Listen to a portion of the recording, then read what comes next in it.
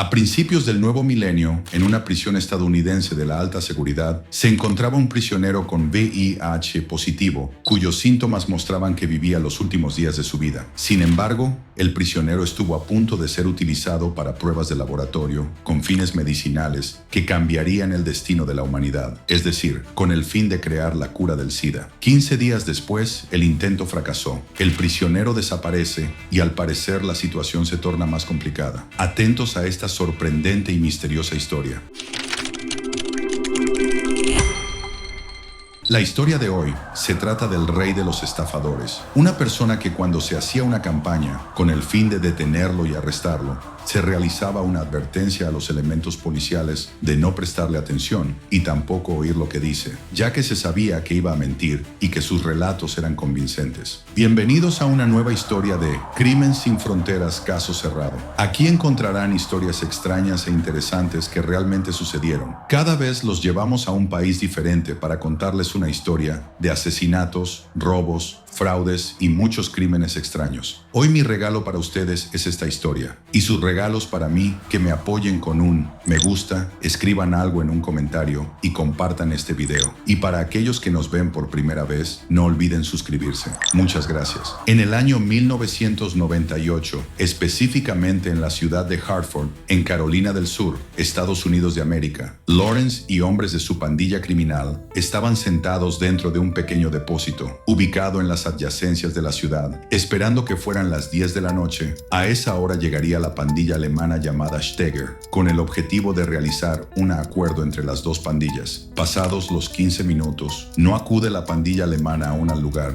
teniendo en cuenta que este encuentro fue para la celebración de un acuerdo millonario y que se había negociado durante un mes completo. En caso de no llegar esta pandilla al lugar, era seguro que la guerra estallaría entre las dos pandillas. Ya pasados los 30 minutos, aparece un vehículo Buick antiguo. Se baja una persona del vehículo y les comenta que es el enviado de la pandilla Steger. Lawrence se enfada y se pregunta sobre lo que estaba sucediendo y por qué nunca se presentó toda la pandilla. ¿Por qué se presentó una sola persona y con las manos vacías? Esta persona no parece formar parte de esta pandilla por su aspecto, pensó Lawrence. Antes de que alguien comentase algo y que el ambiente se volviese más tenso, la persona señaló hacia una habitación y dijo que dentro de ella se encontraba un teléfono local, por lo que el señor Lawrence debía realizar una llamada secreta con el líder de la pandilla, con la finalidad de conocer todos los detalles de la operación. Efectivamente, Lawrence ingresó a la habitación junto a esa persona y se comunicaron con el líder de la pandilla Steger. Este le dijo que intencionalmente tardaron media hora al encuentro para estudiar primero el sitio y los movimientos que había allí, aparte de posicionar a elementos armados alrededor de la zona para que no existan inconvenientes, proteger nuestro acuerdo y nuestra labor de mejor manera. También le dijo que la persona que estaba al frente de él en la habitación conservaba y poseía todo lo necesario para cerrar el acuerdo entre partes. El líder de la pandilla se disculpó por no haber estado en el lugar y que si debía haber asistido, sin embargo,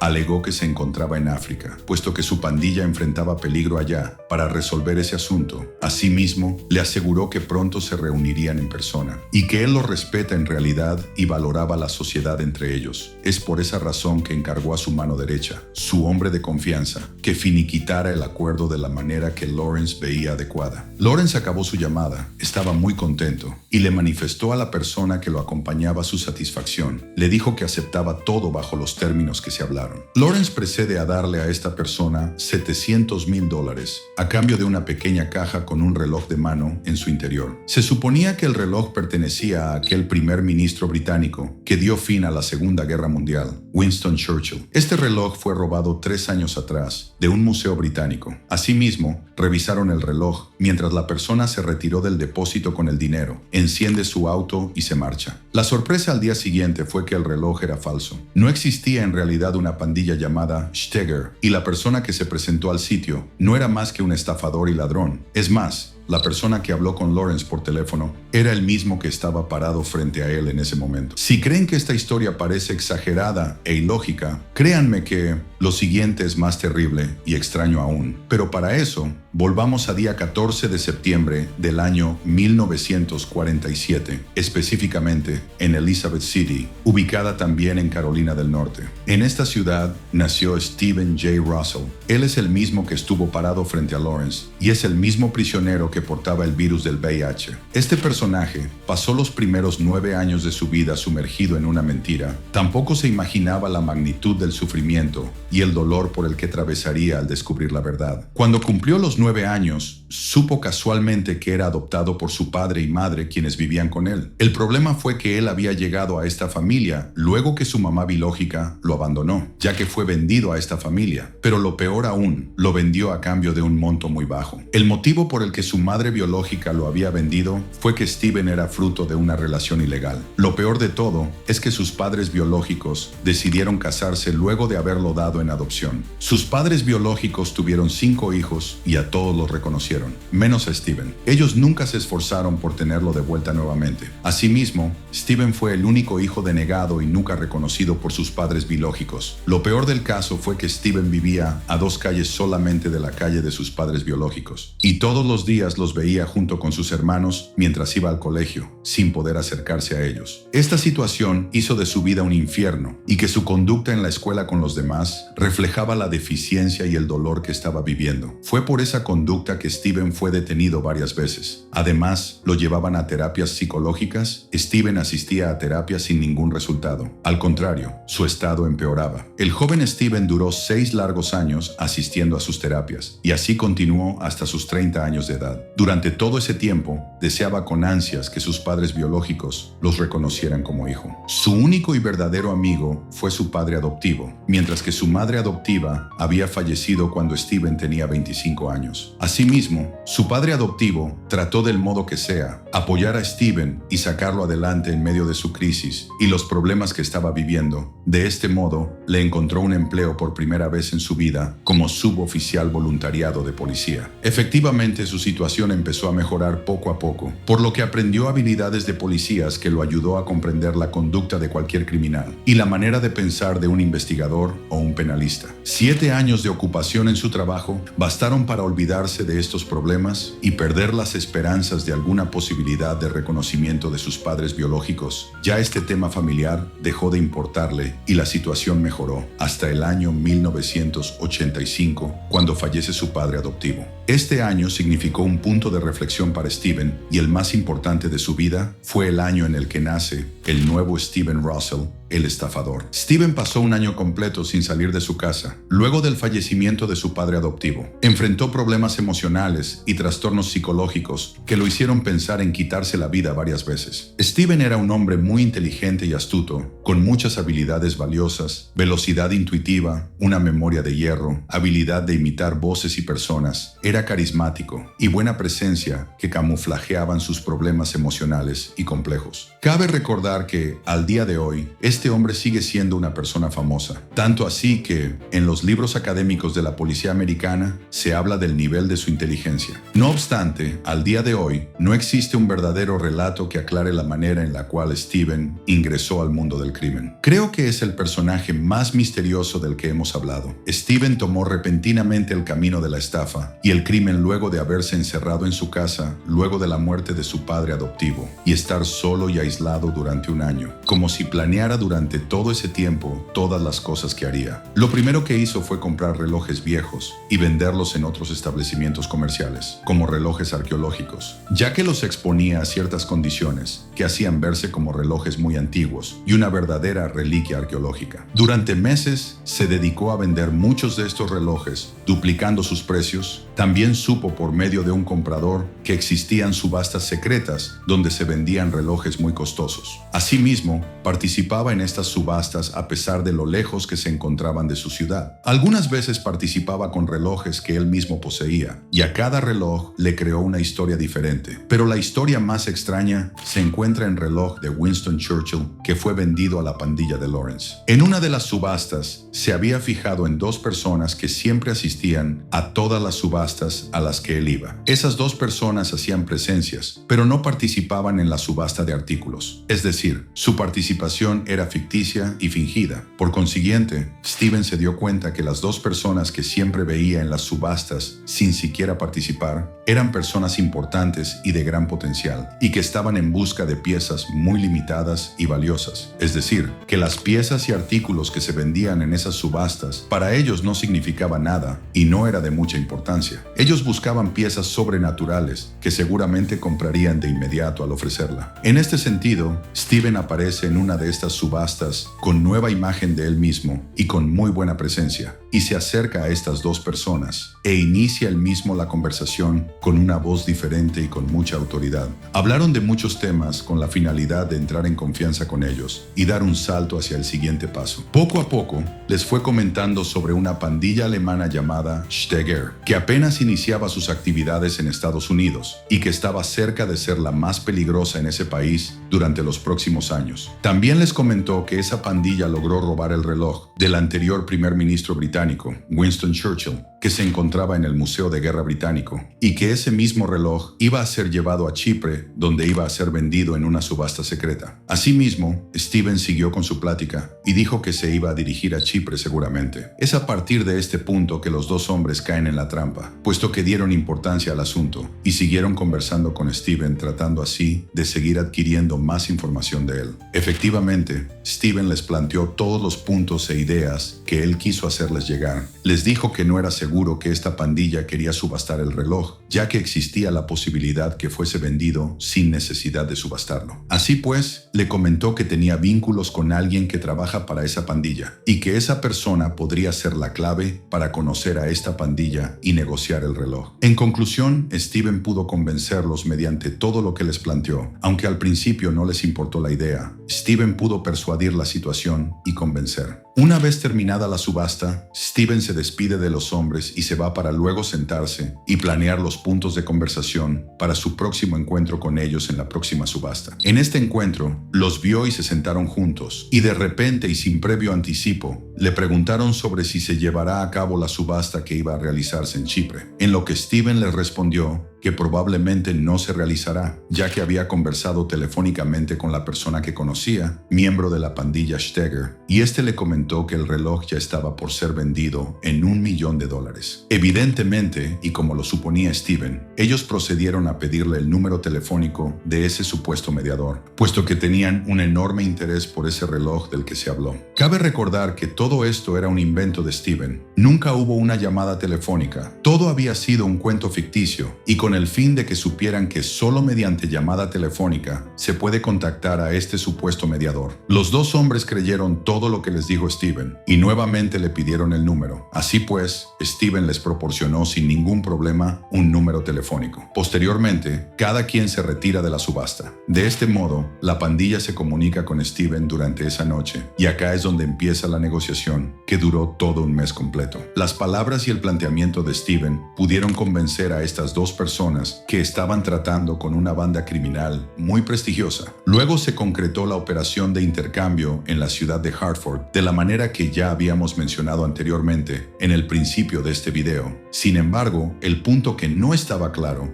fue cómo pudo el jefe de aquella mafia comunicarse con Lawrence por teléfono, estando él mismo de frente. Estén atentos y observen cómo lo hizo. Luego de elegir el sitio de encuentro, rentó un auto clásico, tipo Buick, de manera que se note su interés por las piezas clásicas, y para aparentar que efectivamente sí es un mafioso, asimismo, antes de acordar el sitio de encuentro con ellos, es decir, el almacén abandonado, se dirigió hasta ese sitio para colocar la mesa y el teléfono con el fin de comunicarse con el líder de la mafia llamada Steger durante la reunión. Apenas arribó la mafia al sitio, observó atentamente a la cantidad de personas y su comportamiento, y así tardó en llegar para que la llamada que se realizó fuese más convincente. En cuanto a la persona de la llamada telefónica, simplemente fue un audio grabado por medio de una grabadora. Esta grabadora se la había entregado a una chica antes de reunirse con la pandilla. Le dijo que en el momento que recibiera su llamada, le respondiera de la manera más respetuosa y en lo que él respondiera. Adelante, mi señor, le paso al señor Lawrence. Lawrence. Ella solo debía encender la grabadora mientras se reproduce la voz. De esta forma, él mismo diseñó y editó la voz y la conversación de la mejor manera. Él sabía cómo iba a ser la platicada de manera detallada. Las frases y oraciones grabadas fueron largas y continuas, de manera que Lawrence no pudiera interrumpir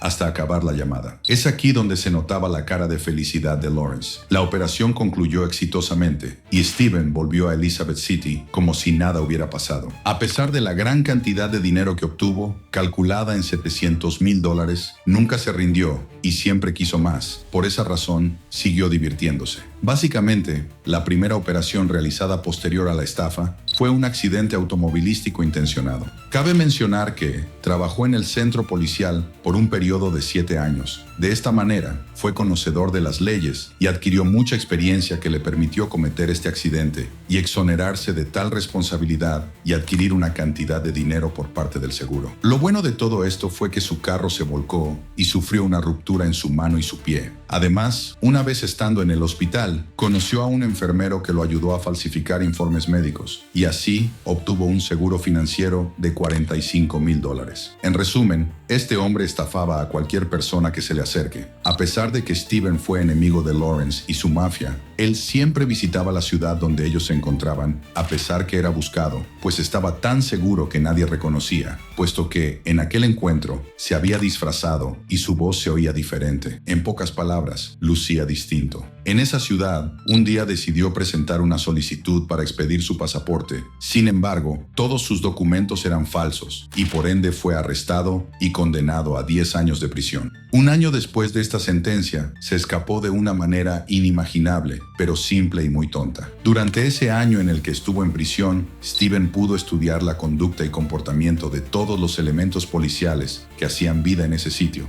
También estuvo al tanto de sus horarios laborales, sus sitios específicos de trabajo, el trato que daban a los prisioneros y hasta el trato que se daban entre ellos mismos. En una ocasión, Steven entró de repente al vestidor de uno de los prisioneros y se fijó que en el perchero había pantalones y camisas, por lo que robó un pantalón y una camisa de esas, colocándolos entre su ropa sin que nadie se diese cuenta. Posteriormente, salió del vestidor junto con sus compañeros. Cabe mencionar que el pantalón y la camisa robados por Steven pertenecían a otro prisionero que recién habían trasladado a ese lugar, por lo que normalmente los nuevos prisioneros se cambiaban de ropa en ese vestidor. Y así es como Steven entró y pudo robarse esa ropa. Ya pasado un tiempo, Steven pudo obtener un aparato de radio pequeño desde fuera de la prisión. Según él, lo había adquirido para entretenerse y pasar el tiempo puesto que no era prohibido. Sin embargo, este aparato radial parecía ser un teléfono inalámbrico de policía. Posteriormente, siguió ingresando al vestidor de prisioneros que habíamos comentado antes, logrando robarse un tiempo después un traje formal. Steven sabía que, en el descanso, los vigilantes solían ir a fumar, y así, básicamente, entró a uno de los baños, se retiró el traje de prisionero, ya que tenía puesto debajo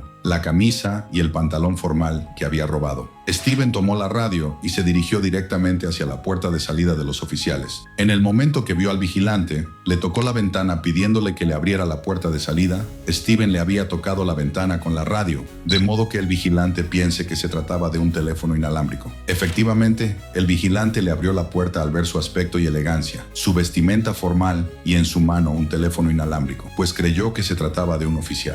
Steven atravesó la puerta y salió como si nada hubiese sucedido. Asimismo, desapareció totalmente de la vista de todos. De esta manera, comenzó una nueva vida en otra provincia, con nueva identidad. Cabe mencionar que Steven, al narrar esta historia, aseguró que, al haberle tocado la ventana de vidrio al policía, no tenía esperanzas que éste le abriera la puerta de salida. Sin embargo, le sorprendió al abrirla. Y desde ese momento en el que fue libre, el asombro y la risa siempre lo acompañaron durante ese día. Y toda la noche se preguntaba constantemente, ¿cómo logré que el vigilante abriera la puerta? ¿Cómo es que pudo caer en mi trampa? Al salir de prisión, Steven no le importó en absoluto la policía. Creyó que se salvaría al igual que con la pandilla de Lawrence. Estaba tan seguro que nunca lo encontrarían y que nunca lo atraparían. Asimismo, se dedicó al negocio inmobiliario y gestoría de documentos a personas, pero recordemos que se trata de un fugitivo. 2 años después, se dedicó a ofrecer gestoría a una persona, presentando los documentos con identidad falsa. Estos documentos se presentaron casualmente directamente al consejo de Elizabeth City. Como resultado, simplemente el sistema de archivo reconoció su identidad falsa, es decir, se supo que se trataba del mismísimo Steven Russell. Es muy común que una persona dedicada a la gestoría y negocios inmobiliarios cuente con muchos conocidos del gobierno que puedan ayudarlo. Es por eso que uno de los empleados públicos habló con él ese día en horas de la noche,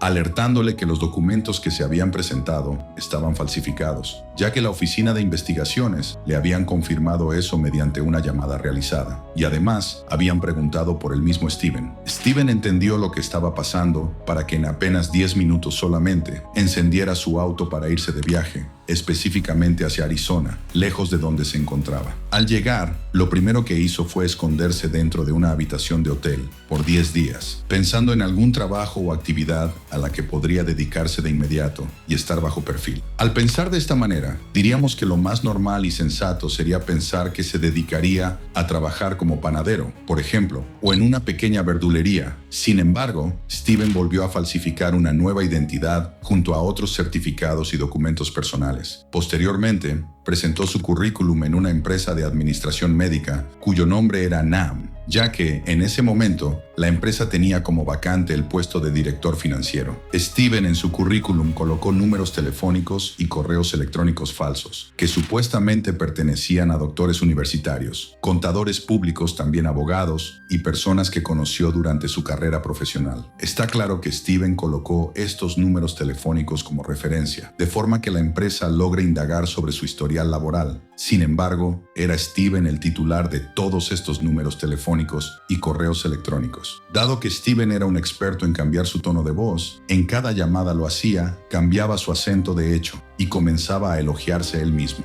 Decía que sí trabajó con Steven, que era un hombre con muchas cualidades profesionales, muy noble y capaz. Es acá cuando la empresa creyó todo y aceptó a Steven en su nómina de trabajo. La verdad que Steven pudo demostrar ser buen empleado. De hecho, en una ocasión fue elegido como empleado del mes. En realidad, era muy difícil que alguien sospechara de él o pudiera señalarlo como un estafador. Fueron los mejores 6 meses de su vida en aquel espacio laboral. Sin embargo, durante ese tiempo, logró robarle a la empresa $800,000. En realidad, esta cantidad no significó nada para él. No obstante, fue descubierto, arrestado y enjuiciado. A pesar de su astucia, al comienzo, los investigadores supusieron que las malversaciones que realizó Steven se ejecutaron bajo supervisión del consejo directivo. Es decir, los investigadores detectives creyeron que la misma empresa fue quien arrojó estas acusaciones sobre Steven, lavándose así las manos del robo de esa cantidad de dinero, con el fin de evadir impuestos, ya que aquella jugada de Steven en cuanto a falsificación de identidad, falsificar su currículo y números, hasta hacerse pasar por otras personas, nadie estuvo convencido de eso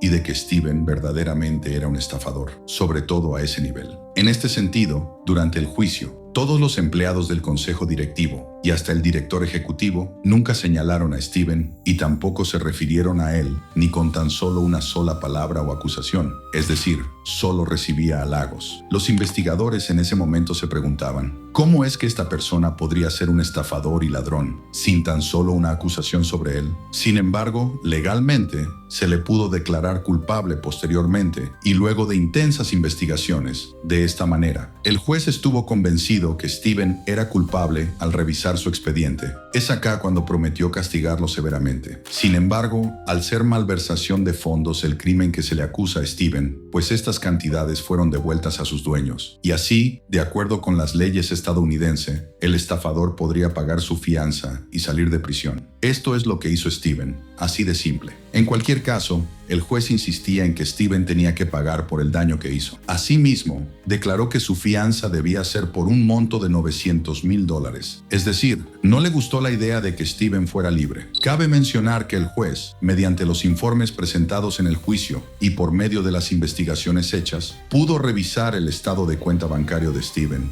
y supo que era imposible para él poder cubrir su fianza. Por lo tanto, nunca podrá salir de prisión. En consecuencia, Steven decide hacerse un descuento a él mismo, por una cantidad de 95%. Al día siguiente en prisión, supo que la decisión de su juicio desde el Tribunal Judicial requeriría 3 días para emitirse y ejecutarse. Está claro que esto lo sabe por experiencia, puesto que se dedicaba a gestorías y tramitaciones, es decir, conocía este tipo de situaciones. Básicamente, Steven pidió realizar una llamada. Era su derecho, por supuesto. Asimismo, procedió con la llamada dentro de la prisión. Su llamada fue realizada al tribunal. Por supuesto, cambió su tono de voz y les dijo que es el mismo juez encargado del caso de Steven, el mismo que declaró su fianza por $900,000. Luego pidió que lo comunicaran con la sala del tribunal, específicamente con el funcionario encargado de los temas de fianza. Efectivamente, logró hablar con él, haciéndose pasar por el juez, como lo habíamos mencionado. Entonces le pidió que hiciera un ajuste del monto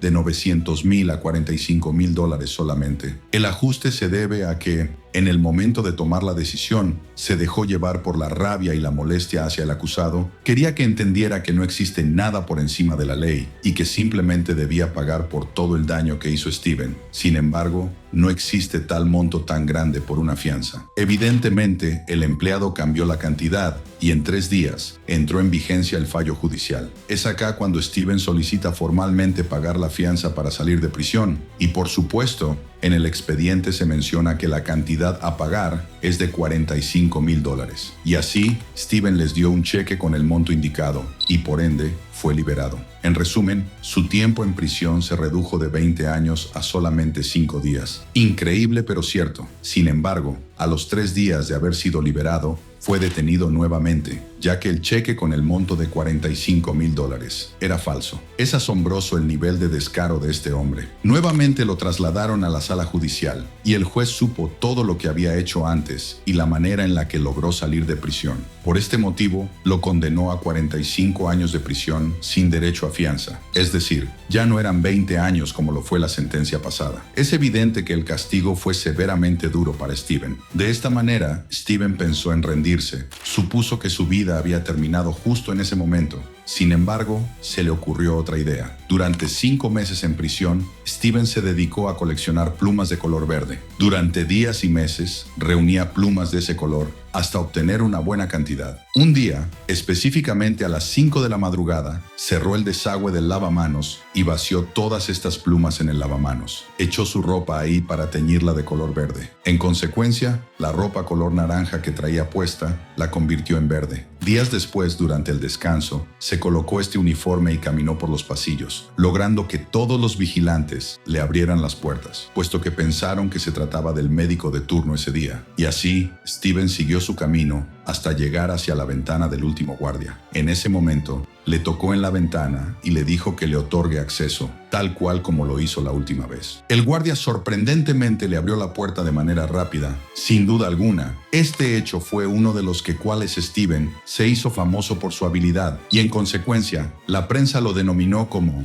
el rey de los estafadores. Otros medios de comunicación lo llamaron el rompemuros de las prisiones, puesto que pudo escapar de más de una cárcel. Asimismo, sus fotos se habían publicado en todas partes y fue el fugitivo más buscado del gobierno, hasta que, por fin, 1 año y medio después, fue capturado. Su cara en ese momento contaba con más fama que la del mismo Bill Clinton o el mismísimo presidente del país en ese entonces. Sin embargo, cuando fue capturado, él sufría de una enfermedad, transformándose así de ser el rey de los estafadores a simplemente un esqueleto humano que esperaba su muerte rápidamente. Dicho lo anterior, el juez esta vez tampoco tuvo piedad con él y emitió la orden de arresto de 83 años. A Steven no le preocupó mucho, ya que, de igual manera, se sentía triste y deprimido. No hizo ningún tipo de resistencia y tampoco discutió con los jueces. Steven en ese momento era portador del virus de VIH positivo y estaba viviendo su última etapa de vida. Padecía de vómitos y diarrea por varios meses en la prisión.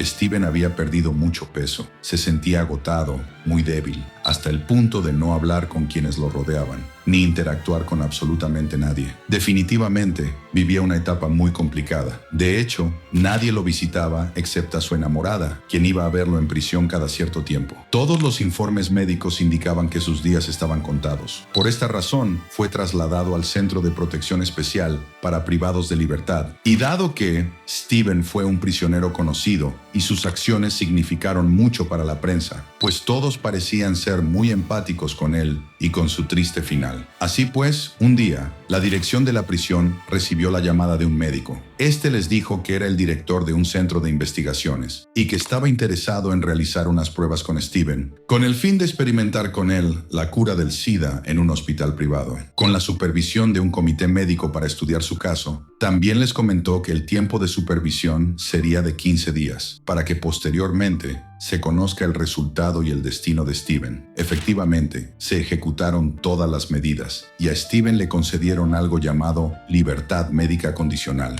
En consecuencia, se le concedía libertad mediante el periodo de tratamiento y en caso que el experimento resulte exitoso, lo declararían inocente y por ende le concedían libertad, puesto que aceptó participar en ese experimento tan importante para toda la humanidad. Y si el experimento fracasa, moriría de todas formas. Lamentablemente, la directiva del centro de estudios se comunicó con la dirección de la prisión para informar que el cuerpo de Steven no respondió exitosamente con el antídoto y falleció a las 2 semanas. Seguramente, algunos de ustedes que me escuchen sienten pesar y tristeza, pero déjenme decirles que Steven no portaba el virus del VIH. Tampoco hubo experimento ni intento de descubrir la cura para esta enfermedad. Todo fue un plan tejido y ejecutado por el mismo Steven. Todos los informes médicos de Steven eran falsos. Al momento de haber sido capturado por la policía, él sabía que, al entrar a la cárcel, iban a tomar una muestra de su cuerpo para examinarla. Conocía también el laboratorio donde se examinaba esta muestra, por lo cual había preparado absolutamente todo. Steven había falsificado los resultados de las pruebas. Antes de haberse realizado en ese laboratorio, sabía el código de la muestra que había él mismo entregado. Por medio de su enamorada que solía visitarlo en prisión cada cierto tiempo, ella fue su cómplice en toda esta trama. Asimismo, ellos mismos hicieron llegar al laboratorio el código de la muestra para que el resultado fuese inevitable, sin necesidad de examinar la muestra. Sin embargo, en el laboratorio se deshacieron de la muestra que él dio, de manera que nadie la pudiera encontrar. En conclusión, alguien en el laboratorio fue sobornado por Steven y por ende fue su cómplice. Existen fuentes que indican durante su estadía en la cárcel, se demostró mediante las pruebas que se le realizaron que estaba libre de esa enfermedad, que no la padecía. Sin embargo, se encargó de cambiar los informes médicos por otros que él mismo había preparado desde hace un tiempo atrás. Es decir, sobornó a alguien en prisión. Efectivamente, todos pensaron de manera oficial que Steven padecía de VIH positivo. Fue tan creíble su situación, puesto que ingería purgantes con el fin de enfermarse con diarrea y perder peso rápidamente. Todos se habían convencido que era portador del virus. Al haber preparado todo esto, Steven procede a decirle a su enamorada que está listo para salir de prisión. Asimismo, la chica en su rol se encargó de coordinar la operación mediante el supuesto antídoto medicinal, por lo que un conocido de ambos se comunicó con la directiva de la prisión, presentó los informes y efectivamente se pudo trasladar a Steven a un hospital privado que él mismo había elegido. Steven permaneció allí cómodamente, dentro de una habitación privada por 2 semanas, supuestamente para cumplir con su tratamiento. Asimismo, informaron 2 semanas después que había fallecido. En consecuencia, el cuerpo del hombre que habían enterrado no era el de Steven, pues este había huido para comenzar una nueva etapa de su vida en otra provincia. Después de haber hecho todo esto, solicitó un crédito bancario por un monto de $75,000. Sin embargo, todos los documentos presentados al banco eran falsos y, por supuesto, el banco informó a la policía. La policía se sorprendió. Fue extraño que alguien presentase documentos falsos al banco. Sin embargo, un oficial de la policía reconoció su foto y comentó al momento: que la persona tenía un parecido con el fallecido Steven Russell. Por consiguiente, el banco y la policía habían planeado citar a esta persona al banco. Allí, una patrulla de la policía lo estaba esperando. El oficial que reconoció su foto advirtió a sus compañeros y al personal del banco que eviten hablar con él, puesto todo lo que decía era mentira y aún así la gente le creía todo. Y ciertamente, Steven habló y todos le creyeron. Les mintió diciendo que era un hombre rico de Alaska y que todos sus documentos estaban correctos, que todo era legal, que probablemente había un error de impresión o transcripción y que ellos no tenían el derecho de señalarlo y detenerlo de esa manera. Sin embargo, antes de salir del banco por unos segundos, el oficial que lo había reconocido y sospechado de él se acercó rápidamente comentando que luego de revisar los expedientes, todos coincidían con que sí, se trataba de Steven. Al parecer, resucitó de manera sarcástica. En consecuencia, Steven fue trasladado a juicio y condenado a 144 años de prisión, sin derecho a fianza. Hoy en día, Steven, de 67 años de edad, se encuentra aislado dentro de una cárcel privada. Según los guardias que lo vigilan, Steven seguramente se encuentra planeando la manera de escapar, y a pesar de estar encerrado de manera aislada, con máxima seguridad y cámaras de vigilancia por todos lados, lo más probable es que encuentre la forma de escaparse. Esta fue nuestra historia por hoy. Espero que les haya gustado. Y cuando Steven logre escapar, recuerden su historia. Yo mismo se las conté. Y como última pregunta, ¿creen que sus padres biológicos fueron los causantes de todo? ¿O creen que un estafador lo es por instinto? Déjenme un comentario. Nos vemos pronto.